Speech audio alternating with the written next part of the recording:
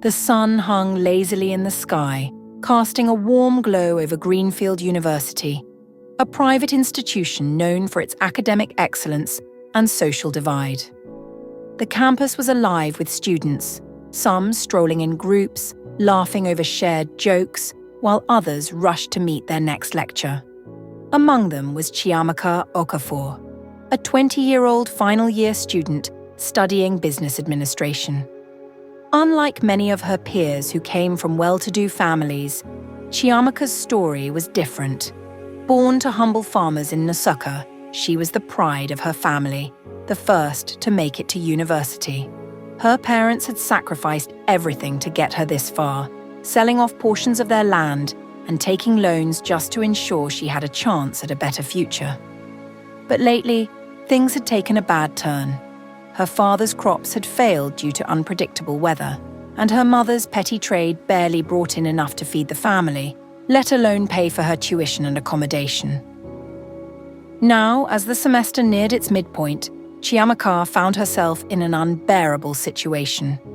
The university had issued a deadline for tuition payment, and without it, she risked being barred from lectures and, worse, from taking her final exams. She had tried everything, pleading with her parents, seeking help from distant relatives, and even applying for scholarships. But nothing had worked. The deadline was in a few days, and she had no money. As she sat on a wooden bench outside the library, her thoughts were a chaotic storm of fear and frustration. Her best friend, Adaora, a lively and carefree girl from a wealthy family, plopped down beside her, shaking her head. "Babe, you can't continue like this, oh. You look like you haven't slept in days." Chiamaka sighed. "How can I sleep when my future is on the line?" Adaora waved her hand dismissively. "You worry too much. Look around you. People are enjoying life. Do you think all these girls stressing over designer bags are working hard for their money?" "My dear, connections matter." Chiamaka frowned. "You know I'm not like that. I just need an honest way to raise my fees." Adaora smirked. "Honest? My dear, honesty doesn't pay bills in this country. If you don't want to suffer, you need to start thinking differently. I know someone who can help." Chiamaka raised an eyebrow. "Who?" Adaora leaned closer, her voice dropping to a whisper. "Emeka. He's rich, generous, and doesn't stress about money. He helps girls like you." Chiamaka hesitated. She had heard of Emeka Don E. Ize, a notorious Yahoo boy, one of those young men rumored to make money through online fraud. He was always seen in flashy cars, wearing gold chains and designer clothes, and moving with an entourage. He had a reputation, but Adaora made it sound harmless. "I don't know, Ada," Chiamaka murmured. "Think about it, babe. One meeting, and your problems could be over." As Adaora's words echoed in her mind, Chiamaka found herself standing at a crossroads between desperation and morality. Chiamaka spent the next few days struggling with her decision. The deadline for tuition payment loomed closer, and she had exhausted every possible means of getting help. She had visited the bursary office pleading for an extension, but the response was the same. No payment, no exams. She tried calling distant relatives, but they all had their own financial struggles. Even her pastor, who had once promised to support her, regretfully told her the church was going through a difficult time. Each rejection felt like a nail in the coffin of her dreams. One evening, as she sat outside her hostel, staring at the notification on her phone from the school portal, "Your tuition fee is due in 48 hours, she let out a deep sigh. Adaora's words kept playing in her mind. One meeting and your problems could be over. Just then, Adaora arrived, dressed in a short, stylish gown with designer slippers. She had just come from an outing, her skin glowing from expensive body oil. She took one look at Chiamaka's face and shook her head. "Still thinking about it?" she asked. Chiamaka hesitated before nodding. "Babe, let me tell you something. Emeka is not a bad person. He's not like those broke boys who will stress you for nothing. He likes to help. If you're lucky, he might even make you his babe, and you won't ever have to worry about money again. But what does he want in return? Chiamaka asked, her voice barely above a whisper. Nothing serious, nah? Adaora shrugged. Just companionship. He likes to have pretty girls around him.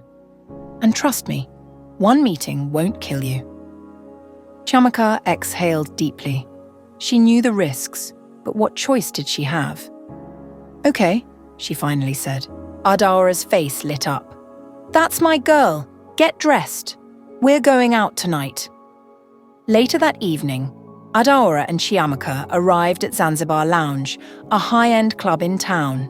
The air smelled of expensive cologne, shisha smoke, and the faint scent of luxury. The club was packed with rich young men and beautiful women, all dressed in the latest designer outfits. Emeka sat at the VIP section, surrounded by his friends, a bottle of Hennessy in his hand. He was everything people said about him. Tall, well-dressed, and exuding confidence. Adaora led Chiamaka to his table. Donnie, meet my friend, Chiamaka, Adaora said with a playful smile. Emeka's eyes scanned Chiamaka from head to toe before he smirked. Ah, Ada, you know to disappoint. Your friend Fino Chiamaka forced a smile. Nice to meet you. Sit down, relax.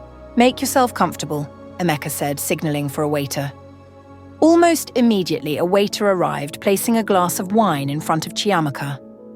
She hesitated before taking a sip. As the night went on, Emeka barely spoke, but he observed Chiamaka closely. When she finally excused herself to use the restroom, he leaned toward Adaora. She's different, he said. Yeah, she's not like the other girls, Adaora replied. I like her, Emeka said, his lips curling into a smile. She's exactly what I've been looking for. After the club, Emeka offered to drop Chiamaka off at her hostel. She hesitated but agreed after Adaora encouraged her. Inside his luxurious car, the air conditioning was cool and soft music played in the background. Unlike in the club, Emeka was now more engaging. So, Adaora told me about your situation, he began. You're a smart girl.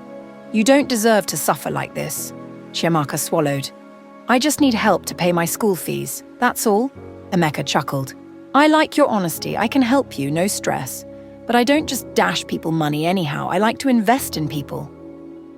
What do you mean? Chiamaka asked. I mean, if you roll with me, your life will change. No more struggles, no more worrying about school fees. You'll have everything you need, money, connections, comfort. All I ask is your loyalty. His words were tempting. The thought of never worrying about money again made her heartbeat quicken. Just think about it, Emeka added as he parked in front of her hostel. As Chiamaka stepped out of the car, she knew she was at a dangerous crossroad. A part of her knew it was too good to be true, but desperation whispered otherwise. That night, she barely slept. The next morning, Chiamaka woke up feeling restless. The events of the previous night replayed in her mind. Emeka's words, his confidence, the promise of a better life. It all seemed like a dream too good to be true. But was it really? Her phone buzzed. A message from Adaora. Adaora, babe, Emeka really likes you. He wants to take you out this weekend. Big things ahead, Chiamaka sighed. She had expected this, but before she could type a response, another message popped up, this time from Emeka himself. Emeka. Good morning, beautiful. Hope you slept well. Let's go somewhere fun this weekend. Just you and me. Pack a bag. I'll pick you up on Friday. Chiamaka hesitated. She had only met him once, yet he was already inviting her on a trip. Something felt off. But then she thought about her unpaid school fees, the impending deadline and the fear of dropping out. Maybe Adaora was right. Maybe this was just a harmless way to get help. Taking a deep breath, she replied, Okay. On Friday afternoon, a sleek black Mercedes pulled up in front of her hostel. Emeka stepped out, dressed in a designer polo and ripped jeans, his gold wristwatch gleaming under the sun. Ready? He asked with a charming smile. Chiamaka nodded, clutching her small travel bag. The drive to Lekki was smooth. Emeka played soft Afrobeats in the background, occasionally stealing glances at her. He asked about her studies, her family, her dreams. Chiamaka was surprised. He actually seemed interested. Maybe he wasn't as bad as people said. When they arrived at his mansion, her jaw dropped. The house was massive, tall gates, high walls, and a driveway big enough to fit 10 cars. Inside, the decor was even more stunning. The marble floors gleamed, expensive paintings lined the walls, and the scent of vanilla filled the air. "Wow, this place is beautiful," she whispered. Emeka chuckled. "Only the best. You should get used to this kind of life." As the housekeeper led her to a guest room, she started to relax. Maybe this wasn't a mistake after all. That evening, Emeka took her out to dinner at an exclusive restaurant. The food was expensive, the service impeccable, but something felt strange. Throughout the dinner, Emeka kept receiving calls, always excusing himself to answer them in hushed tones. His expressions were unreadable, but a few times, she caught him glancing at her with an intensity that made her uneasy. Then, as they were leaving, an older man walked up to Emeka, whispering something in his ear. Chiamaka noticed the man's eyes flicker toward her before he nodded and walked away. "Who was that?" she asked.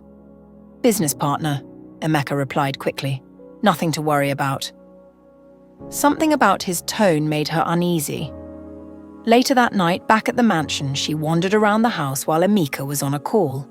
Most of the doors were unlocked, except for one at the end of the hallway. When she tried to push it open, it didn't budge. She leaned closer, and that's when she heard it. Low, rhythmic chanting. The kind of deep, guttural sounds she had only heard in Nollywood movies about rituals. Her breath caught in her throat. She took a step back, heart pounding. "What are you doing here?" She spun around to see one of the houseboys staring at her. I was just looking for the bathroom," she lied. The houseboy stared at her for a long moment before shaking his head. "Be careful, madam. This place... Not everything is as it seems." She swallowed hard. "What do you mean?" Before he could answer, a voice echoed down the hallway. "Chiamaka." Emeka stood at the other end, his face unreadable. "Come, let's talk," he said, motioning for her to follow him back to the living room. The houseboy quickly walked away. As she sat beside Emeka, he took her hands in his, looking deep into her eyes. "Do you trust me?" he asked. Chiamaka hesitated. I think so." He smiled. "Good, because I want to do something special for you, something that will change your life forever." She frowned. "What do you mean?" "I have a powerful connection," he continued, "a way to make sure you never suffer again. But I need you to trust me completely." Chiamaka's stomach twisted. She had heard stories of Yahoo boys using girls for money rituals. At first, she had dismissed them as mere rumors, but now, she wasn't so sure. "What kind of connection?" she asked carefully. "You don't need to worry about the details," Emeka said, his grip tightening slightly. "Just know that after this weekend, your school fees, your rent, everything will be taken care of. You'll never have to struggle again." Something in his eyes made her blood run cold. "Emeka," she whispered. "Are you trying to use me for something?" His grip on her hands loosened, and for a moment his face darkened. Then, just as quickly, he laughed. "Why would you say that? I'm just trying to help you." But Chiamaka's instincts screamed at her. The locked door, the chanting, the strange man at the restaurant, it all pointed to something sinister. That night, as she lay in bed, her mind raced. She needed to get out of this house. But how? Chiamaka lay awake in the large, luxurious guest room, her heart pounding against her chest. The soft glow of the bedside lamp cast eerie shadows on the walls, and outside, the distant sound of waves crashing against the shore added to the unsettling silence of the mansion. Something was terribly wrong. The locked door with the chanting voices, the way Emeka and the older man had looked at her, the strange warning from the houseboy, it all pointed to danger. She sat up in bed, staring at the sleek curtains covering the glass windows. Could she escape? She had no idea what lay beyond those walls. Was there security outside? Guard dogs? Her phone vibrated. She scrambled to grab it, hands shaking. It was a message from Adaora. "Adaora, babe, are you okay?" Chiamaka hesitated, then typed quickly. Chiamaka. I think Emeka wants to use me for something. I need to leave now. The message showed red, but Adaora didn't reply. Seconds passed, then a minute. Nothing. Chiamaka's stomach twisted. Why wasn't she responding? Did she not believe her? A sudden knock on the door made her jump. Chiamaka, are you asleep? It was Emeka. She quickly stuffed her phone under the pillow and lay back down, forcing her breathing to slow. Chiamaka? Emeka called again. She didn't answer. After a moment, she heard retreating footsteps. The sound of a key turning in the lock sent a chill down her spine. She was locked in. Terror surged through her veins. She was trapped. Hours passed. At some point, she must have dozed off because she woke up to the feeling of hands grabbing her. She gasped, struggling, but strong arms held her down. A damp cloth was pressed over her nose and mouth. The world blurred. Darkness swallowed her. When she came to, she was lying on a cold marble floor. Her vision was hazy, but she could make out the flickering glow of candles surrounding her. The air was thick with the pungent smell of burning incense, mixed with something metallic blood. Chiamaka's heart pounded as she tried to move, but her hands and legs were bound. She wasn't alone.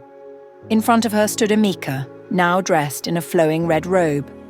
Beside him was the old man she had seen earlier, the one from the restaurant. She is the perfect vessel, the old man murmured, eyes gleaming. Yes, Emeka responded, his voice void of emotion. Chiamaka's breath hitched. Emeka, she gasped. Please don't do this. Emeka stepped closer, crouching beside her. His usual charming smile was gone. You were chosen, Chiamaka. You should feel honored. After this, I will be more powerful than ever. And don't worry. Your family will be well compensated. Tears burned her eyes. Please, Emeka, I don't want to die. The old man, Baba Alhaji, lifted a small, wicked-looking dagger. The blood of an innocent is the most powerful sacrifice, he said, raising his hands in the air. Panic exploded inside Chiamaka. Her eyes darted around the dimly lit room. She had to think fast.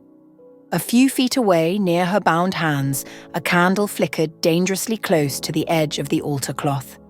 If she could tip it over, she shifted slightly, inching toward it while keeping her eyes on Emeka and Baba Alhaji.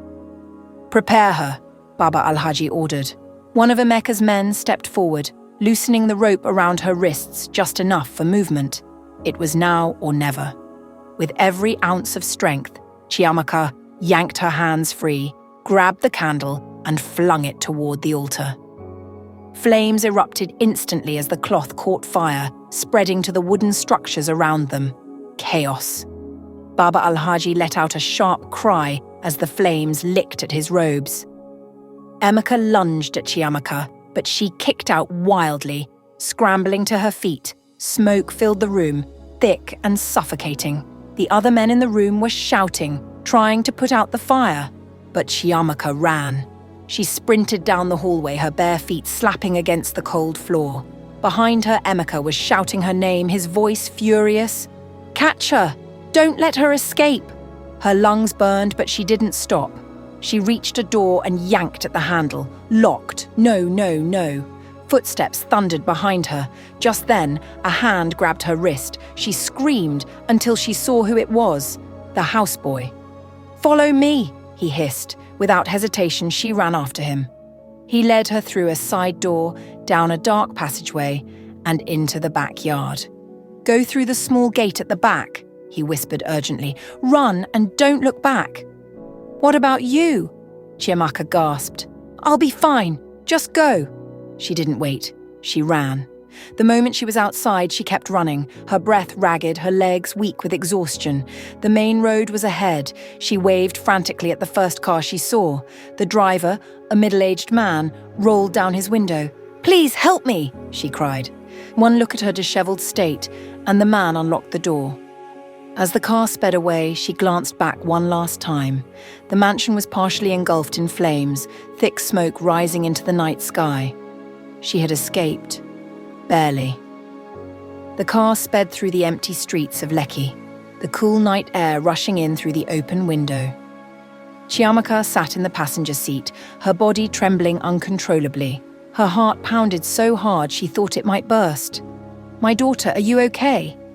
The driver, an elderly man with kind eyes, asked. Chiamaka nodded weakly, but the truth was, she wasn't okay. Not even close. "Where should I take you?" he asked again. She swallowed hard. She couldn't go back to her hostel. What if Emeka's men were looking for her? "A police station," she whispered. The man glanced at her, surprised, but nodded. Minutes later, they arrived at a police station. Chiamaka hesitated before stepping out of the car. What if the police didn't believe her? What if Emeka had connections? But she had no choice. She had to try.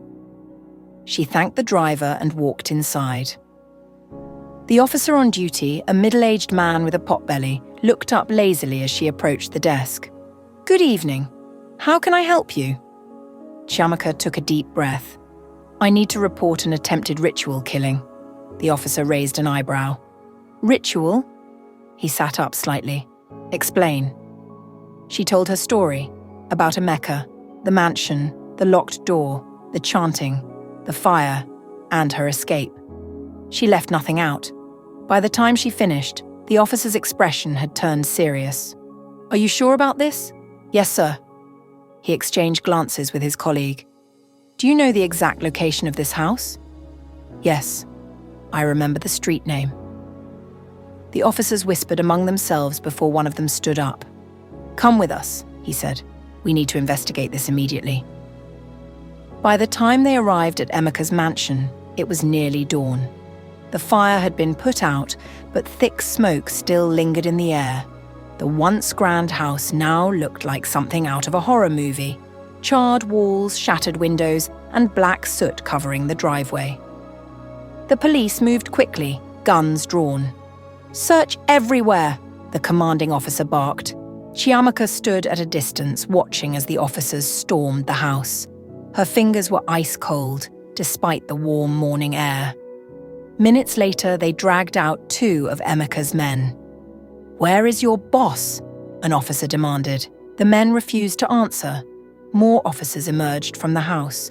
"Sir, we found something," one of them called out. They held up a blood-stained dagger, the same one Baba Al-Haji had held over her the night before. Chiamaka's stomach twisted. But where was Emeka? "We'll find him," the officer assured her. "He won't get far." Chiamaka was taken back to the police station to give an official statement. As she sat in the waiting area, exhausted but relieved, her phone buzzed. It was a message from Adaora. "Adaora. Chiamaka, what did you do?" Anger surged through Chiamaka. "Chiamaka, you knew, didn't you? You knew Emeka was into rituals, and you still took me there." For a moment, there was no response. Then, "Adaora. I didn't think he would actually do anything to you. I thought you would just, enjoy the money." Chiamaka felt like throwing the phone across the room. "Chiamaka, you almost got me killed." Adaora's response was immediate. "Adaora, I'm sorry." Chiamaka didn't reply. She blocked the number. Some friendships weren't worth saving. 2 days later, the police caught Emeka at a private airstrip, trying to flee the country. Baba Al-Haji was also arrested. The case made headlines. Notorious Yahoo boy and ritualist caught in Lagos. News channels played clips of their arrest, and social media exploded with discussions. Many young women came forward with similar stories, claiming they had narrowly escaped Emeka's web. The trial was swift. With the evidence found in the mansion and Chiamaka's testimony, Emeka and his accomplices were sentenced to life in prison. For the first time in weeks, Chiamaka could breathe again. Despite the victory, Chiamaka still had no money for her school fees. She considered dropping out. But just when she was about to lose hope, the unexpected happened. To be continued, watch out for part 2.